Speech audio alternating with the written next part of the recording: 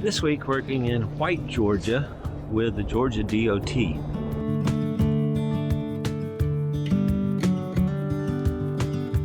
I think 11 folks that we are working with, and these are supervisors from Northwest Georgia, and they're responsible to go back and train their employees under them. And so we've gone through some classroom information, a little bit of some possibilities as far as felling and putting together a plan there, and then also how to kind of calculate some pressures and binds for removing storm situations. And that's really what they'll be doing. They don't fell a lot of trees, but they do have to clean the roads after storms, and trees that have uprooted or wind thrown or broken over from being dead and decayed. So that's their responsibility out there if they come across it on the highway. So that's what this class is about, and a great group of folks.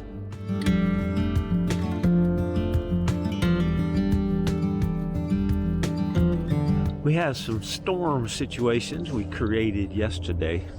Guys did a great job on felling of the trees, and we put out targets and they kind of planned to it. Had a little competition going on.